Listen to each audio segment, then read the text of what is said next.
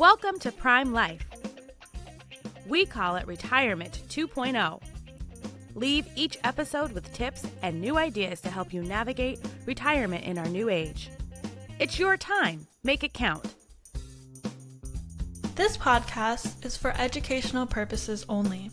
It is not intended as medical, investment, or financial advice. We do not sponsor or endorse any of the individuals, companies, products, or services featured on this podcast. Any statements or opinions expressed are of the individual who makes them. We hope you enjoy the episode. Hi, and welcome to another episode of the Prime Life Podcast. My name is Mary Crean, and I'm here with Joseph Katz and a guest who will remain quiet for just a moment, and we will introduce her. Joseph, how are you doing today? I'm doing well, Mary. Thanks for asking. Hope you're doing well. I am. It's a good day. It's a busy day, but it's good. And, it's trying to remind myself the exercise of gratitude, and to not sweat the small stuff.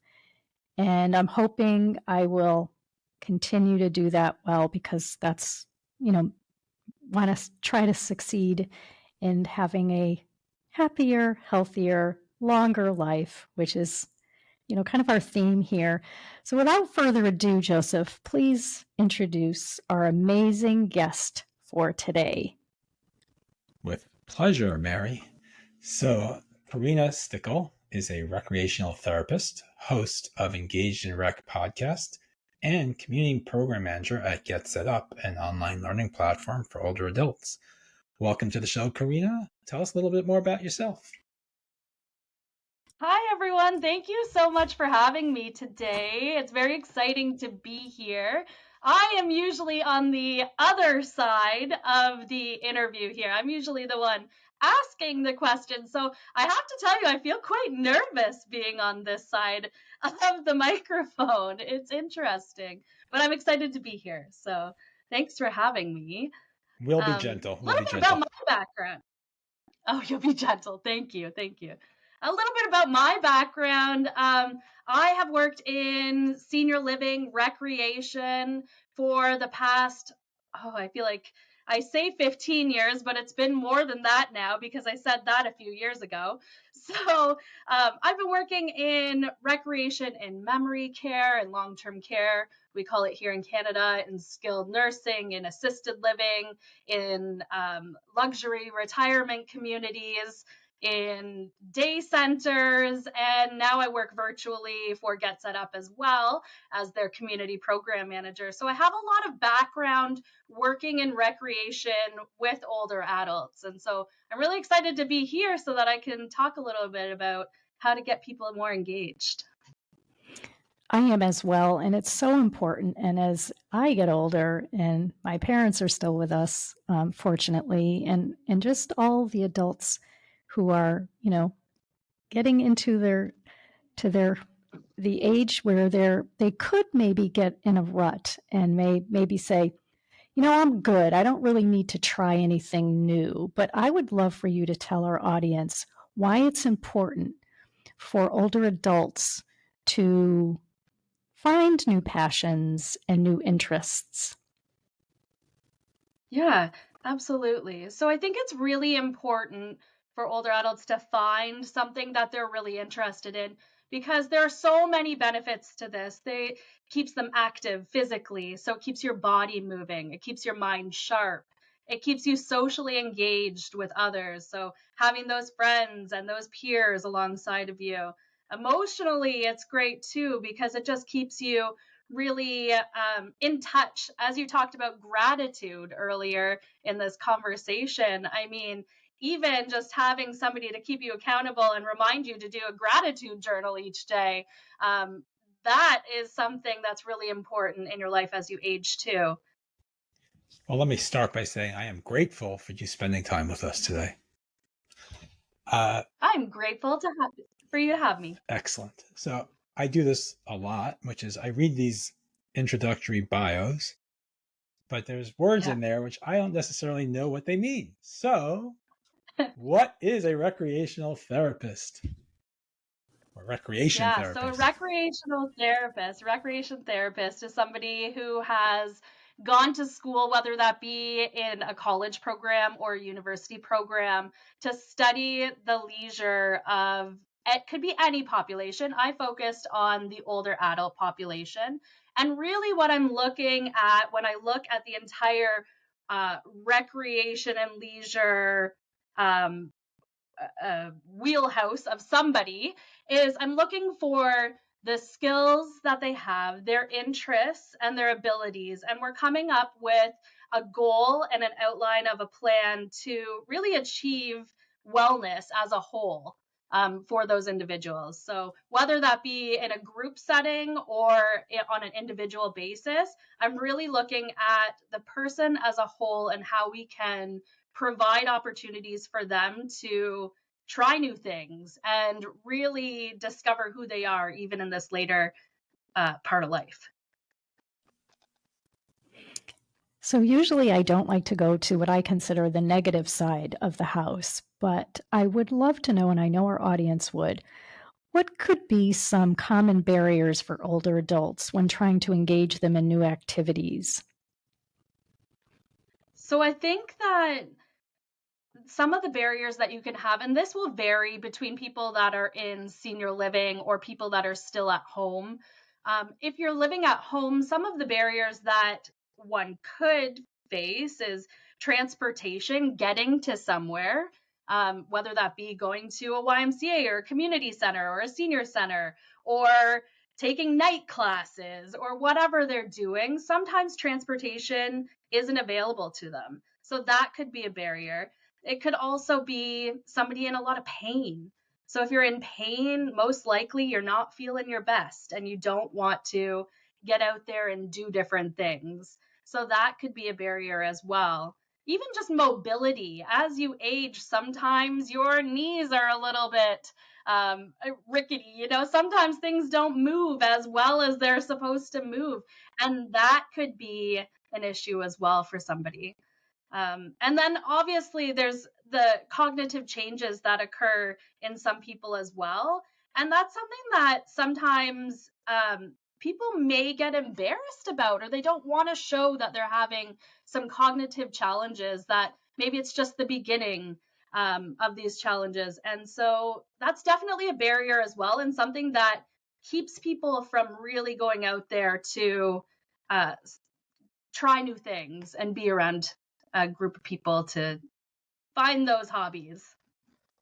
Talking about new things, not that this is new, I'm about to ask you, but I'm curious about the process of this therapy. Like pickleball is all the rage. It's been around longer than most people think, but it's all the rage. So are a lot of people coming to you and say, "Hey, I want to get involved in pickleball. I don't know how." Is that something you help them with, or I mean, I'm being very very specific there. Or like, tell me a little bit more about what Yeah, this therapy looks and feels like, because I've never heard about this, and I'm just yeah, curious. sure. Yeah.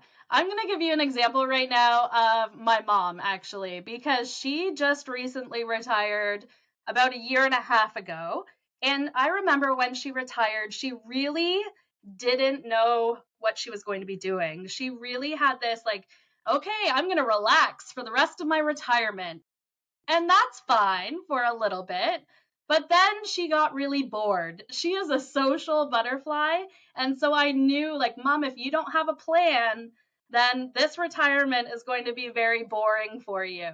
And so we worked together, her and I, to come up with a plan, make sure that she had transportation, she wasn't in pain, all of the barriers we eliminated so that she was able to start new hobbies. So one of these, this is why I'm bringing this up, because one of them was going to the YMCA.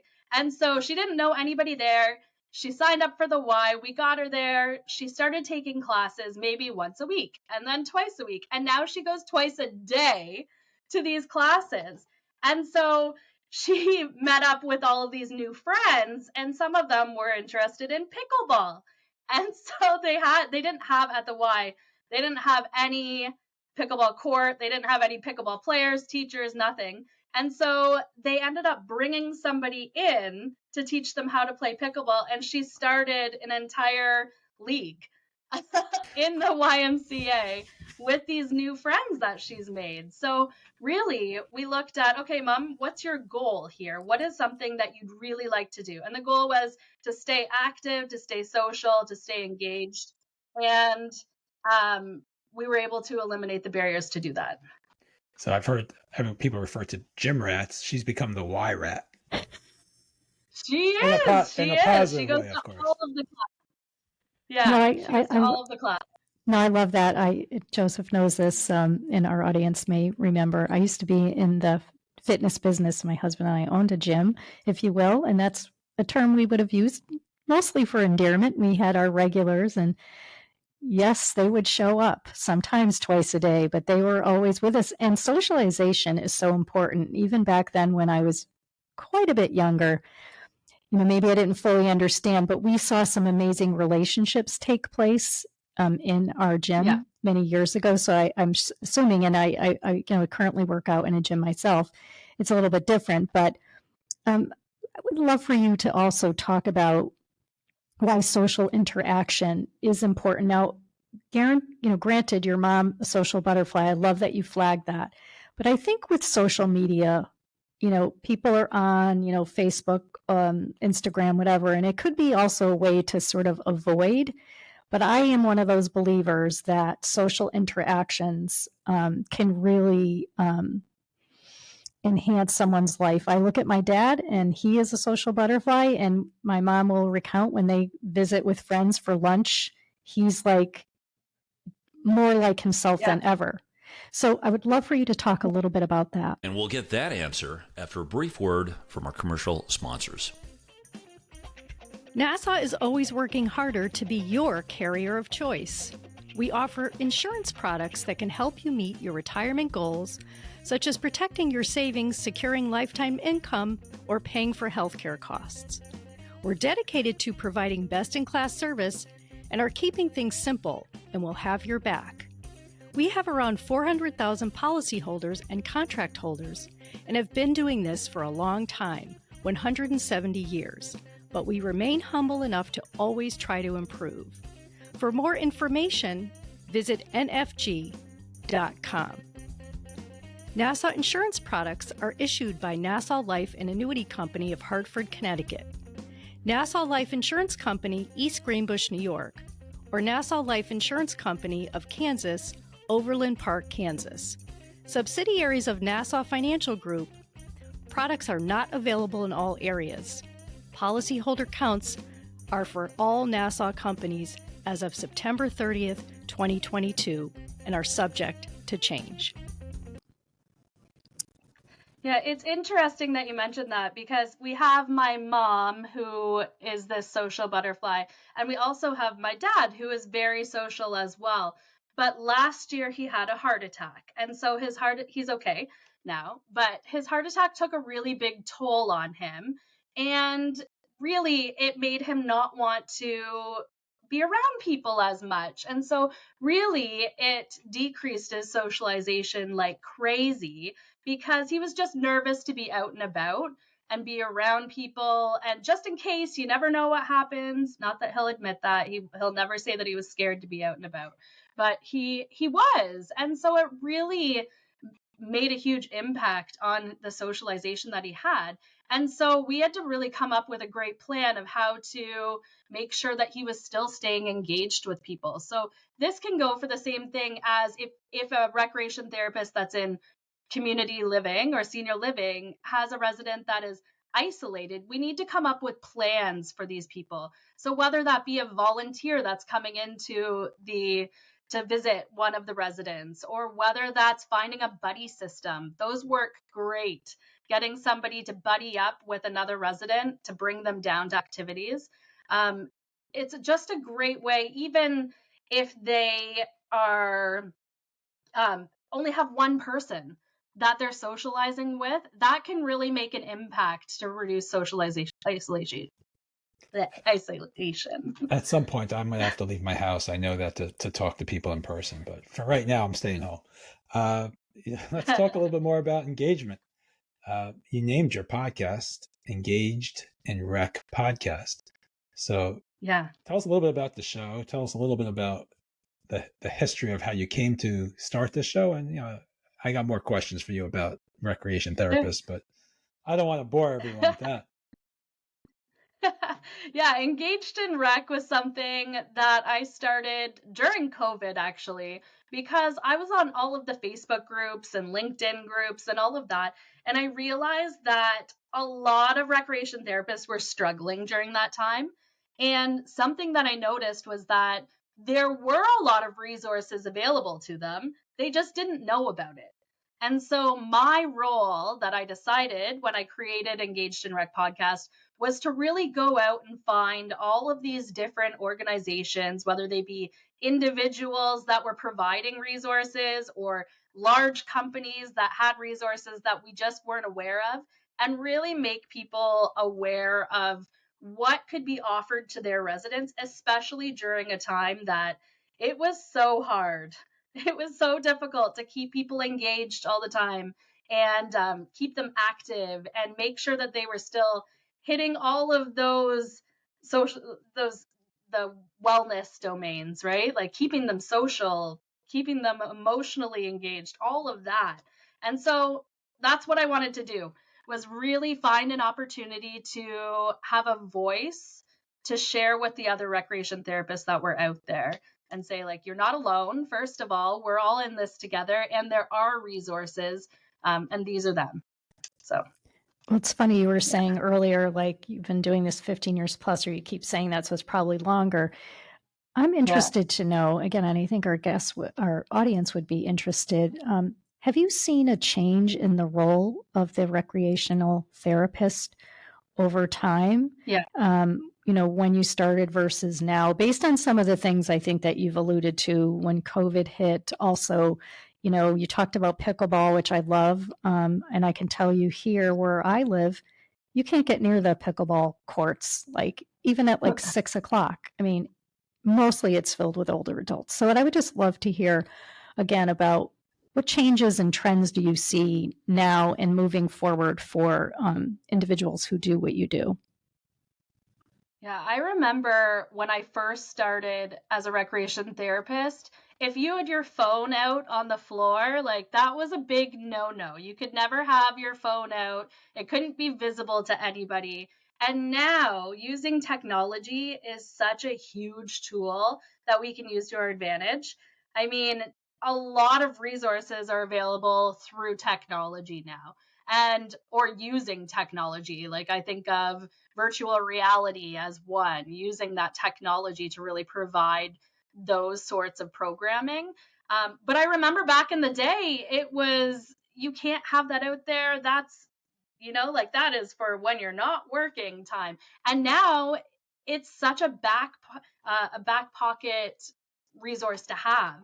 Available for you. You can whip up trivia, you can whip up, music playlists. You can do everything from a device, whether it be a laptop or a tablet. I mean, the connection between residents and their family members too, that we learned about a lot during COVID. So technology is huge these days, and there's so much coming, especially with AI at a rapid pace, that I think that compared to 15 years ago, like we can provide so much more now than we could back then. I did not see AI coming into today's conversation, so kudos to you. Yeah. I'm sitting here listening to you talk and, thinking about everything you've said. And I'm a recreational therapist in my mind is almost like a social coordinator, a trainer, a teacher, a travel agent, Yeah. I don't know, I'm PT. I don't know what I'm missing there. Like Yeah. a personal life coach. Like, I'm not sure what else to throw on that. So I'm just curious, like, am I missing something? But also, how does someone know when they should find someone to help them with this? Like, what's the best way to look for that resource? I know your podcast has resources, but Yeah. give some advice around all that. Yeah. So we do wear a lot of hats in the role of a recreation therapist, especially working in a senior living setting. But something that I always say to anybody that I'm working with or life enrichment staff is that we're not experts in a lot of things. We wear a lot of hats and we do a lot of things, but we're not experts in it all. And that's where I really like to reach out to the residents that I have, because they used to be experts in something in their field. And so what I used to like to do was, I'll give you an example of something. I had this resident who used to do wood carvings. And so imagine like using a knife to carve out beautiful art into wood. And so he said, I'd love to do a wood carving workshop. And I said, well, I can't facilitate that. I've never done wood carving in my life. I have no idea. He goes, I'll do it and I'll lead this workshop and I'll lead the rest of the residents as well. And so that's something that we implemented into our calendar was, okay, you are going to be facilitating this program now because you're the expert in that field. And the same goes for somebody that was really great at bocce ball. I don't know how to play bocce ball, but this person had a lot of experience doing so. And so he was in charge of the bocce ball league. And so I did that a lot during my time working in senior living, because they're the experts in their own areas. And I'm not. So I forget the second part of your question there. Well, I guess the question but I is, wanted to make sure.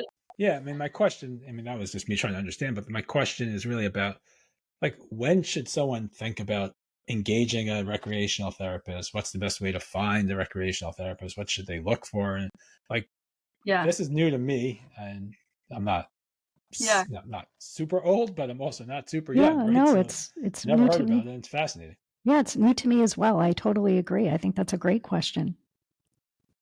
I think that if you are in a situation where you're in a community, you're going to have contact with that person almost immediately. Like within 24 hours of your move-in, you have met that activity professional or recreation therapist. And that is because we like to be able to support that person through a move-in process, which can be a very stressful time for somebody because you've just picked up and you've moved into this new place and you don't know anybody and it's new food and it's not your normal house and it's just a really hard time, right? And so I feel like when somebody moves in, that's when you meet the recreation therapist, and that's when you start having those conversations of what is my goal here? What am I an introvert? Do I stay in my room a lot of times? If so, how are we going to how are you going to stay engaged in your room? Because that's fine if you're an introvert, but you still need to be able to do independent things on your own, right? And still maintain those passions. So like reading, okay, do they have access to books? Do they have access to all of these different things? And so that's the role of the recreation therapist, especially in different communities, is really providing all of the tools that they need, even if they're an introvert and they're not coming out of their room. So it's usually immediate that somebody would find a recreation therapist if you are in a senior living, assisted living community like that. More, the way you just described it, that sounds a little bit like a social worker's role, right? Is there an overlap between the social worker in those situations? So I actually did do social work before I did recreation therapy. So it kind of led me in that direction. You're hiding so stuff when I from did us. We'll get it. We'll get it. Yeah. I love that. So I started out in social work, and then I liked focusing on more of the recreation aspect and really being able to like provide different opportunities to people. So that I ended up going this route and moving over into recreation therapy. So yes. I'm not surprised at all. And I know, like, absolutely, Joseph, you hit the nail on the head when you were trying to describe Karina, all the different hats that she wears. I mean, I think you hit the nail on the head there. And that also being, again, the social work ethos that you carry through with you, you're used to dealing with family dynamics. And family dynamics, whether you're in an assisted living or community or whatever, or you're just on your own. So can you talk a little bit about, your role with families? Because certainly sometimes, like when our own family member, including when we're our age, right? It's like when your own family member tells you something, sometimes you're like, no. But when someone else, Yeah. like the outside expert, maybe brings this to the conversation, can you talk a little bit about that? Yeah, I think that something that I hear regularly is the opposite of that. In fact, it is, oh, my mom would never do that. Or, my dad would never go and do that. And I'm sitting there going, he just came to those exercises. And I think that it's really important to note that people don't really like to be told what to do. I think that's something that is really important to note. But if they're asked to come, or a friend or a peer is inviting them to come, sometimes even the recreation therapist can ask them to come to something, and it's a big no, I'm not doing that. But if a peer asked them, then they're more likely to go to, whether that be an exercise program or a social event or something like that. But we hear that a lot, being like, my mom won't ever go to that. She's never gone out of her house for the past 10 years. And I'm going, well, Mary was just downstairs 3 nights in a row partying. So I love that. Mary was dancing on the tables. I She know. was. I know Mary well. Now it's out in the Yeah. open. I can't hide it anymore. So Karina, it actually sounds like you also have another job title, which I didn't add before, which is guide. You guiding people to somewhere. Guide. It's interesting. Yeah. So Yeah. tell me, like, Guiding people. what's been the most Oh, no, go ahead. Sorry. what's been the most surprising, rewarding, I don't know if you choose whichever word you want, experience that you've had over the last number of years doing this work? I will tell you my favorite program that I've had ever, and that was working in long-term care. And I had 2 residents that were living there, a man and a woman married. And they had mentioned to us that they were married, but they never had a proper wedding. And so it was coming up to their 60th wedding anniversary. The woman was in a wheelchair, the husband was still walking, not well, but he was still walking. And so we decided to give them a 60th wedding, um, like a re-wedding, doing it again, doing it all over. And so she had mentioned that she'd never worn a wedding dress for her wedding. They just went down to City Hall or whatever. And so she'd never worn a wedding dress. So we had somebody donate a wedding dress. And we had somebody give our male resident a tux.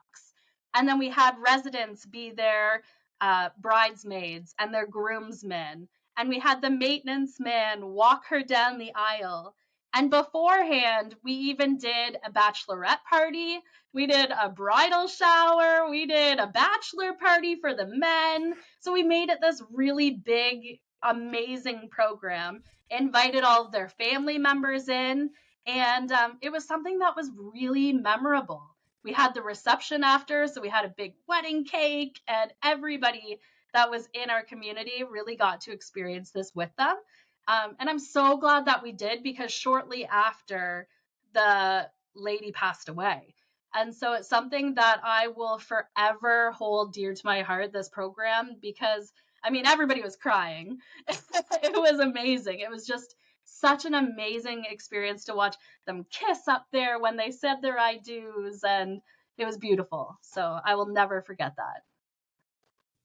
That's a great story. I can't imagine the work that went into it, but the joy that you brought to so many people. Kudos for you. I love that story. I would love for us, before we get to our last question, for you, if you have any tips that you can share with our audience, if they have a parent or could be themselves, and they're kind of like a little bit hesitant to take that first step. Like, what are some advice or high level tips that you can share to possibly get someone off their easy chair and into the mix of life? Well, I like to think of it as the 3 S's. So the first S would be to start small. So find something that you're actually interested in, something that you've been interested in the past, but just haven't had the time or the chance to be able to actually pursue. So number 1, start small. Number 2 is step out of your comfort zone. I know it's a little uncomfortable. So it's not fun when you don't know anybody, but it's so important to step out of your comfort zone and try something new. And then the last S is seek support from people. So if you don't have that transportation to go somewhere, or you don't have the mobility to get there on your own by walking, like find the support that you need to be able to actually go and do these hobbies. So those 3 S's: start small, step out of your comfort zone, and seek support. That's what I had. I love that. Joseph, you want to bring us home and the last question? For sure. It's been a lot of fun today. So, Karina, we ask all of our guests, especially people like you who have so much going on, have done so many different things, why do you do what you do? Why do I do what I do? What is your why? My why, I think my why is that I feel like everybody deserves the opportunity to follow their passions and their dreams and to really live life to the fullest. I think that everybody should have the support that they need, should have the resources in place to be able to do the things that they love.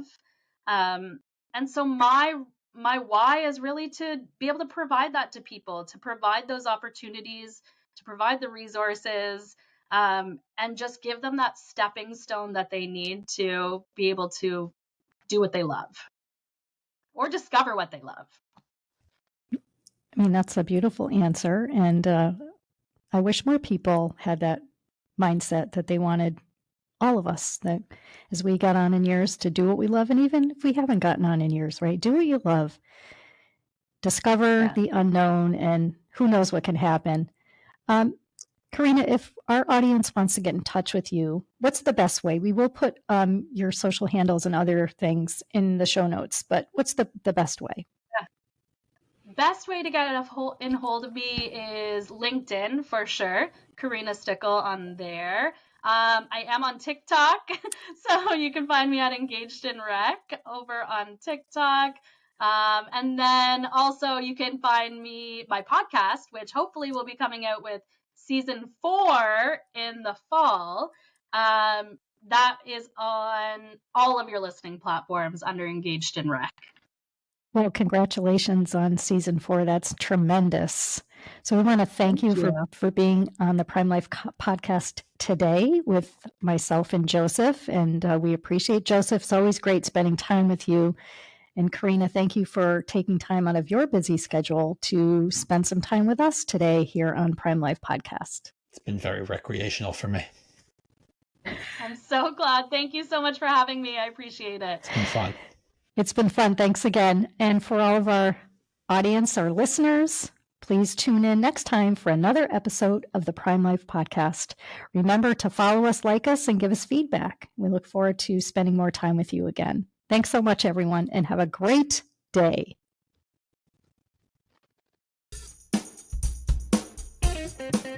Remember to subscribe to the Prime Life podcast anywhere you find podcasts. You can find all of our episodes, contact information, and more on our website, primelifepodcast.com.